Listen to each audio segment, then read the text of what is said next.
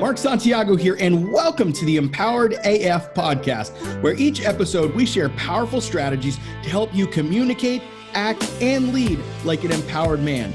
Thanks for joining me.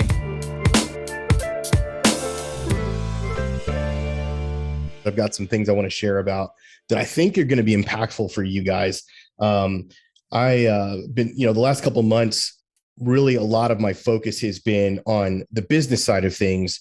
And then personally, I got married, just all of that world, it's totally new. Now you're on the other side completely, went through divorce, went through all those things. Now I'm remarried, have stepchildren, all of that stuff. So it's kind of a completely different place, if you will. And so, which is leading me to where we will be going with some of the new content and some of the stuff that we'll be talking about in the podcast in Empowered Man. We're calling it AF 2.0 coming out in January. So I'm really excited about that because a lot of you are in that position of still in the midst of it, still in the heat of it. But then there's some of you that are starting to move towards, divorce or move towards moving on. And, like Adam Service is a new relationship, Christian Dag's a new relationship, these are guys that have been around the block for a while. And they've kind of moved on, and we're going to keep evolving what we do. We'll always have Thrive. We'll always have the core of who we are. That'll never change. But as you guys go through that, know that there's always something next, because we don't stop growing as men. We continue to evolve as men, and we continue to grow into the next level of who we want to become.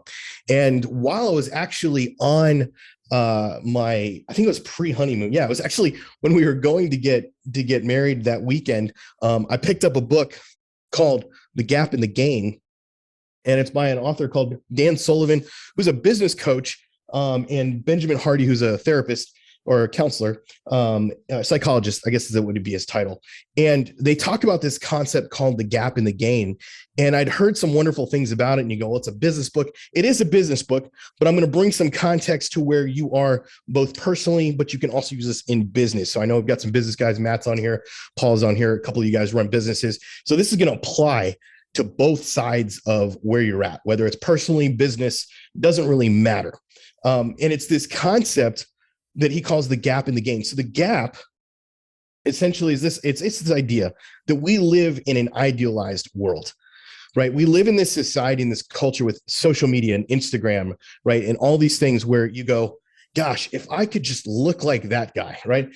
Everyone, the guys want to have big muscles and all look like Kevin Tucker or Mandrew. Everybody wants to be ripped like that or have Joey's arms. Believe it or not, Joey actually has some really big arms. He's got a kind of barrel chest. He's kind of a bigger guy than he looks in person. And, everybody kind of wants to have that. Why? Because we have this idealized world that we live in. For me as a business guy, the thing is it's always around like, what do you have, right? Like other business guys get together and like, what are your assets? What are you investing in these days? Or what kind of car do you drive? And years ago, I was really hung up on the idea that I had to have a Tesla Model X. Like I just got to have a Tesla Model X. And I remember applying for the financing for it and getting denied and having the money for it, but getting denied and feeling all kinds of shame and feeling all kinds of just like, this is my identity. And I didn't want to admit it, right? I don't know about you guys, but there's probably some of you here where it's like you go to do something and you don't get it and you feel shame. You don't want to admit it, but it's your identity at stake. And you feel like, man, if I don't have this thing, what does that say about me? That could be the woman, that could be the car, that could be the job, that could be the assets, that could be your crypto count, going up, your NFTs, whatever you guys are investing into or whatever, right? And it's like, what does that say about me? And it's because we live in this idealized world. And when I finally actually was able to get the car, it was because I had help of, at that time, my ex-wife. And funny enough, that became a point of contention as we got down to the end of our actual marriage. And I lost the car in the divorce. Now, as I went through that, it was almost like everything was being stripped, everything was being peeled away. And those of you in Momentum, one of the first exercises we do is on stripping the old identity. And it's because that's why, is because you have to go to this place where you're stripping back all the things I have, all the assets I have, the money, all of that, cars, women, sex, it doesn't matter. All those things have to be stripped away from me to really get to the core of who the fuck am I? Who am I when I don't have this car? Who am I when I don't have church? Who am I when I don't have these things? Right? Am I still a man? Do I still have what it takes? And so that was kind of my journey into this world of identity, especially around assets and and success in business and all those things. And so when I set out to start Empowered Man, I had like shit credit. I had like no money, and basically was at a point where I was like, I don't care about anything other than doing what I was put on this earth to do, and that is to help men. And that is to do the work that I know needs to be done in this earth, because there are hundreds, thousands, millions of men that are going through this pain of separation, divorce, and they don't know how to go through it. They don't know how to grow through it. And so then starting the business, it became all about that, and became the focus. So my identity was never going to be, well, I'm the CEO of Empowered Man. In fact, I don't even talk about Empowered Man as if it's my business, because to me, it's a collective effort of multiple men getting together to serve each other. That's why we have organic coaches like K-Tuck, who like was just volunteering forever because he wanted to be a part of the mission, or Adam Service, or even Andrew, like want to just be a part of the mission of what we were doing, because it's not about one man. It's not about one person specifically. But you fast forward to just this past weekend, where I was finally at a place where my credit had been up 200 points. I obviously have, cash and assets and things of that nature. And I built back twice what I was before my divorce. And I went and picked up my 2022 Range Rover Sport, Carpathian gray with pimento red interior. It's a fucking sweet automobile. It cost me over $100,000, but I get to say, fuck you with that car to my old identity. Right? Because that car does not define me. It doesn't make me. I get to get in it and enjoy it because I don't need it. I don't need the car to make me who I am as a man. I was driving around a 2011 Lincoln MKX that I paid off. It was like 12 grand.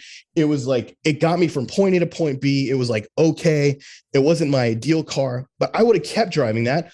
And my wife was like, hey, you deserve to do this. You deserve this for yourself. And I was like, I don't know, maybe the time's not right. And, we could put this into other things. But at the end of the day, it was like, but you know what? I want this car. I don't need it, but I want it. And so that's what I want to talk about today, is this idea between wants and needs, and the differences, especially as you apply to your business, your personal life, your wife, right? All those things that are happening. And I know we got a mixed crowd. Some of you guys are further along than others. Some of you are just getting started. I think Jermaine just hopped on brand new. I think he just got in like yesterday, right? So we've got guys that are different spots. Paul's in momentum, Matt's in momentum. So like we've got different guys in different spots. I'm going to try to speak to all of you as best I can within the context of this idea. So the gap that this book talks about, right? This is the thing. The gap is where most men live. They focus on the ideal versus what they've already got. And if you think about what your ideals are, I want you to think about that real quick. Think about what your ideal is, and your ideal life, your ideal business, your ideal wife. If you think about that and you start thinking about what the ideal is, what'll happen is you'll get so focused on what you don't have, there's no way you can focus on what you do have. How many of you have been in a place, you can just raise your hand, where that's what brought you to this place of, empowerment, where you're like, I'm never going to have what I wanted, so I might as well start working on myself, right? You go, well, I apparently can't have the wife that I wanted, so I've got to just be in this place and do these things, right? That's the place where we come from a lot of times when we get started in this. So the gap is where most men live. You're in the gap every time you measure yourself or your situation against an ideal. So thinking about these ideals, I want you to put in the chat what one of your ideals are. Like ideal business, ideal car, like just put what it is. Like in an ideal world, like for me, in an ideal world, I've got a second house that is right on the ocean, about 20 minutes from Joseph, out there in Orange County, because I love Orange County. And I want a freaking $10 million house right on the beach. That's an ideal situation for me, right? So if I focus on that, so that's what I want you to put in the chat, is what is your ideal wife, ideal life, ideal car, whatever, right? All those things. That ideal for me, it puts me in the gap every time I start focusing on, man, I don't have that yet. I don't have that job yet. I don't have that thing yet. I do a world part-time resident at the lake, oceanfront, North Carolina, coaching 100% of the time, sitting in a house I built with a sick home gym, supported partner. Yeah. These are all the ideals of the things that we can feel like we need. Right. And this is the thing, is because if we get so focused on this, and the point is like, man, I don't have that lake house yet. Man, I don't have that 100-acre property yet. Man, I don't have that unstoppable mindset yet. Man, I don't have that hunting property yet. I don't have that. Man, will I ever get it? Will I ever be that? I remember years and years ago when I started my last company before this company, I literally wrote on my board. I was like, I had a whiteboard in front of me, and I was like, you know what? I'm going to do an exercise, and I've done this with some of you, and I think we have some element of this in Thrive, but it's the 5 lies exercise. And what I did was I wrote out all these lies that I was believing about myself as a business owner at the time. And one of them was, I'll never make more than $10,000 in a month. And like now, that's like ridiculous. Like I couldn't even survive on that. My home bills are more than that. You know what I mean? But like then years ago, because I was so attached to the outcome and I was so into, I've got to have this, I need to make this money, I need to do this thing. What happened is it put me into the place of the gap. And I lived in the gap, and I believed these lies that I thought were true. Think about how that applies to your wife's situation. Think about how that's applying to your home life, right? Where it's like, I've got to have my wife. I need my wife. I need to be married. My kids need to have this happening. And what you do is you start finding yourself in this place of the gap where you don't have what you need, quote unquote, and you'll never get it because why? You're so focused on the wrong thing. You're focused on the wrong thing, and it takes you to this place of the gap. So every time you measure yourself against your ideal situation or against yourself in a way that is where you're not measuring up, you are in the gap. And that gap is creating all kinds of anxiety. It's creating all kinds of things inside of you. Now, I'm not saying you shouldn't have things that you want to accomplish and do. And we're going to talk about that. But in the moment, if you are comparing yourself to the guy down the street, if you're comparing yourself to the other guy in the program who seems to have his shit together, who seems to, kind of know what to say, who seems to have Andrew's approval, or seems to have Joey's approval, or seems to be like the ideal candidate in our program. Or maybe you see these other guys and you're like, man, they got fancier cars than me. Or man, I see this guy and he seems to have a great job. And man, Darcy seems like he's just retired. He doesn't do shit all day, right? Like if those are the things that you're constantly comparing and thinking about, or I want to be Christian because he draws houses for a living, right? Like whatever it is that you do, I can guarantee if you were to talk to Christian or Darcy or some of these other guys, be like, hey, you don't want my life. You don't necessarily want to deal with the shit I deal with on a regular basis. But again, it's the ideal, because we are so focused on the wrong fucking thing.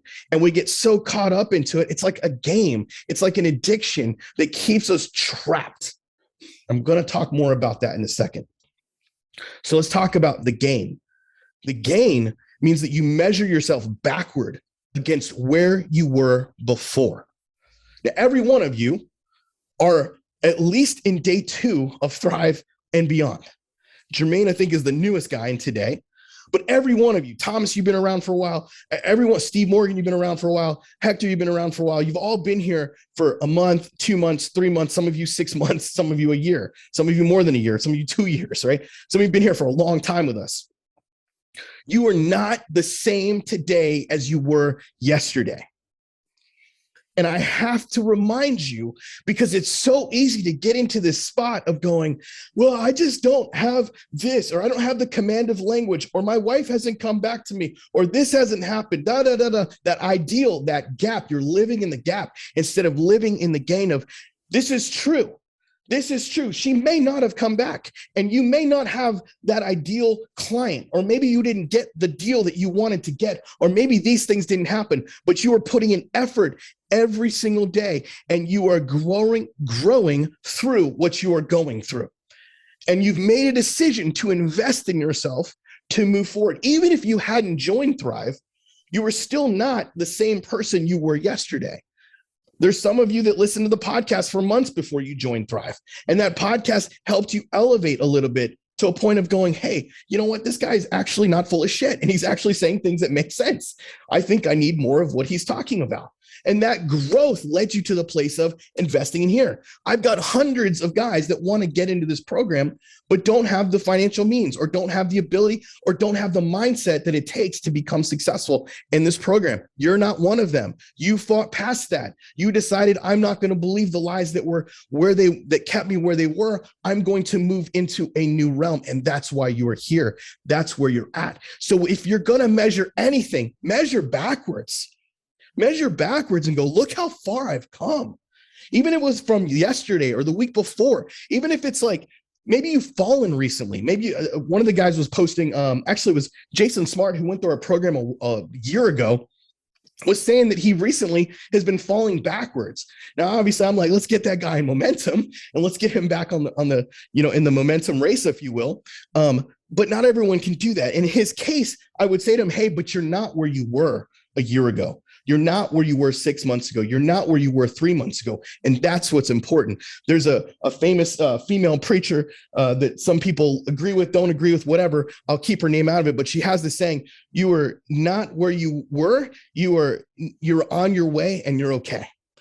I may not be where I was. I may not be where I want to be, but I'm on my way and I'm okay. I'm going to be okay because I am continuously putting my right foot in front of my left foot, and I'm continuously moving forward. That is the game. You can't gain anything if you have nothing to gain, right? The only way you can gain is by moving forward. You can't gain by moving backwards. You can't gain out of an ideal because there's nothing to gain. It's just a gap. You're just looking at that thing in the future and going, gosh, how do I get there? I don't know how to get there. I have no idea how to get there. Meanwhile, you're missing out on, but look where you've come from. Look where you've come from. Look at all you've done. I think about that with Empowered Man and how I started this thing in my basement with myself, me, myself, and I, and some guy in the UK that was helping me sell. And that was it. And we've built it into this team of like 10, 12, I don't even know how many we have in the team now, 12 people, 15 people. I don't even know what it is. I've got like 8, 9, 10 people in sales. I've got 6 coaches, right? All of that came from not the fact of, oh, this ideal, I've got to be at this revenue, or I've got to be at this thing, I've got to be at that. It came from a place of going, I'm going to move forward every single day. And we look backwards and go, wow, look how far we've come. Look how far we've come. Look how far I've come. Look how far I've come. And I want you to practice that every single day. I want you all to practice that. How far have I come? How far have I come in my journey? How far have I come when it comes to my wife? How far have I come when it comes to my communication? How far have I come when it comes to my owning my shit? How far have I come when it comes to leading my family? How far have I come? And the only way you know that is by what? Measuring where you currently are, measuring that backwards and going, for example, small things. I said this yesterday on my group call. Earlier this year, as I was working through what we're going to be talking more about, the 5-dimensional man, but as I was working through creating some training for it, I started to put a goal together. And one of those goals was, I want to tuck my son in 3 nights a week. Now I have him pretty much almost every single night. I have him 80% of the time. His mom only gets him on every other weekend. So I have him all the time. And for whatever reason, I wasn't tucking him in every single night. It was kind of just not in my routine. So I made a goal of doing it 3 nights a week. And then through that goal, it ended up becoming 5, and then it became every single night. So now there's this routine of every single night I tuck him in. So I go, if I were to look forward and go, yeah, but you don't do it perfectly. You don't always read him a story, or you don't always talk to him, or you don't always do that. That would be me living in the gap. But what I do is I go, yeah, but I didn't even tuck him in every single night. Just the fact that I'm doing that now is a huge gain. So what does that do? That gives me confidence, that gives me power, that gives me the ability to then want to improve or optimize what I am doing. See, we're building on something here. All right. So the very first step to getting out of the gap and into the game is to embrace what you want versus what you need.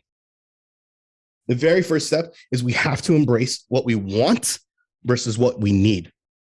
So want versus need. Need is a trap. Want is freedom. So need is a trap. It traps you into believing something that's not necessarily true. If I need to have something, it keeps me locked up. Man, if I don't have that, I'm not free. Whereas if I want something versus needing something, I have freedom attached to it. I want to have that car. I want to have that relationship. I want to be with my wife. I want these things to happen. But if that doesn't happen, I'm okay. Like, I'm going to be okay. Like, if I were never to have gotten my car that I just picked up this weekend, I would have been okay. I would have been perfectly fine. There wouldn't have been anything wrong with me. There wouldn't have been anything wrong with continuously driving what I drove. Like, there was nothing wrong with that. I wanted that car. Therefore, I did what I needed to do to make it happen, and I did it. There is a huge difference between want and need. Need can lead you to a trap. Want is freedom. Here's the next one. Needs are external. Want is internal. Again, we're not talking about the needs like food and water and like the basics of life. As my doctor friend Thomas there is nodding his head, right? We need those things literally. Like, without that, we do not survive. But there are things that we say, oh man, I need my wife. And I'm just going to keep using that one because that's the easiest one for us. I need to be married. I need her. I need to save the marriage. I need to have her. You know how many times we hear that on calls? Like, I've got to save this marriage. I need to save this marriage. I need my kids to grow up this way. I need for this to happen. And I'm like, but why? They can't really answer that question. It has to do with ideals. The ideal world is that mother and father raise the kids. That is the ideal. And you know what? I agree with that. I love that. I think that's what the purpose and design of humans are, is to grow up in family and have a mother and father and 2 kids or 3 kids or however many. I agree with that wholeheartedly. But I also understand the difference between living healthy and living toxic. And if you're living in a toxic state at the discount of your own human soul, there's something wrong with that, right? There's something really wrong with someone who is living in a place where they're not able to fully be themselves. They can't communicate with this person. This person is refusing to grow themselves. And you've got 2 different things happening there.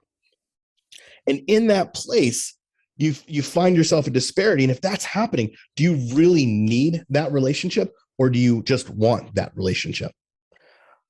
And so if we look at need as being an external thing, it's much easier to flow through that. All right, the next thing.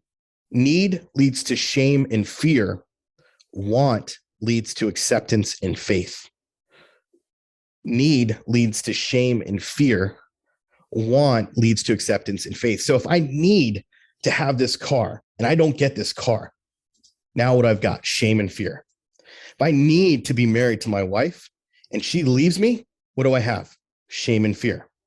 If I need to get this job and I don't get the job, I now have shame and fear. Versus if I want this job and I don't get this job, I can accept it and have faith there's something better. If I want to stay married, but for some reason it doesn't work out, I can accept and have faith that something else will be better. All right, here's the next one I need. Need is attached to the outcome. Want is detached from the outcome. Whew. Need is attached to the outcome. Want is detached from the outcome. Again, I can feel like I need to have this success, or I need to have my wife. And if I need it, I'm attached to it. Like, I got to have it. If I don't, shame and acceptance, right? Or shame and fear comes in. But you know what? If I want it, I can accept the outcome. I can detach from the outcome. I can just literally make a plan and go, you know what? I want to be married. I want to be in relationship with my wife. So I'm going to do the things that I need to do to be married to her. But if she chooses otherwise, I'm going to be okay. I'm going to be okay. This is something Andrew and I walked with for like a year, where it was like, he literally walked through this process with me one-on-one for a year and something and change, where it was like, at first it was this need to be married. And then the need started to slowly go away. And not because he was angry at her, but because he started to realize that life will be okay without her, that he doesn't need her to live. He doesn't need her to survive. That's why it breaks my heart when men kill themselves because of divorce.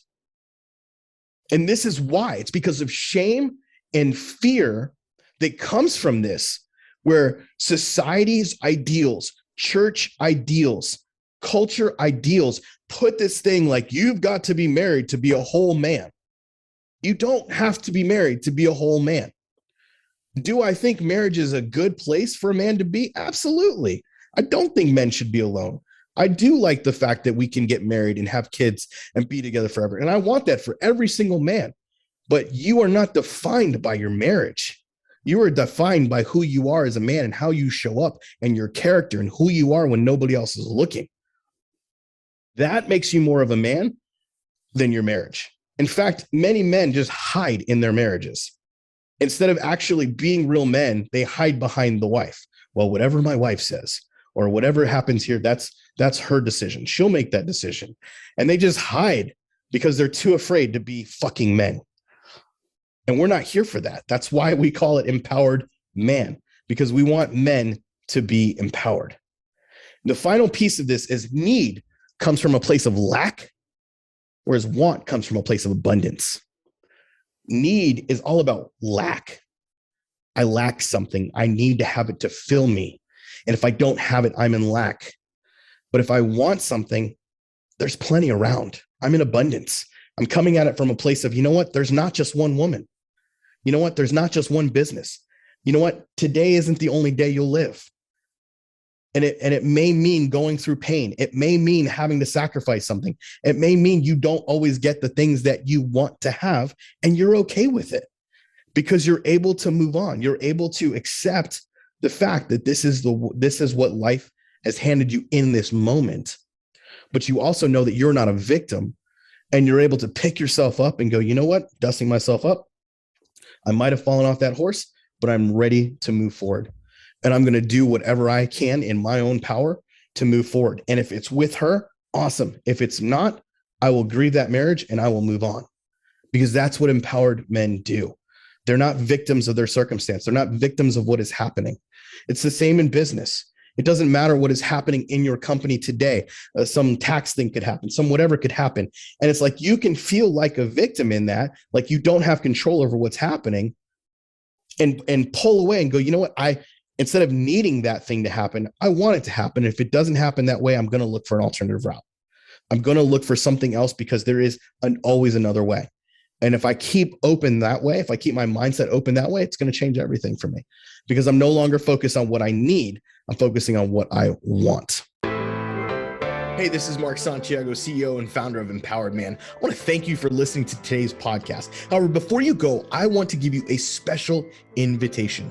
Now listen, we've got a program that is designed specifically for men who are hurting right now, who are on the verge potentially of divorce, who are facing potential separation or already separated, and they don't know what to do. They don't know where to turn. They're dealing with anxiety. They're dealing with cheating. They're dealing with all kinds of shit. If that's you, I want to challenge you to take the Empowered Man 30-Day Challenge. That's right, the Empowered Man 30-Day Challenge. You can go to emchallenge.com right now and sign up for the 30-Day Challenge.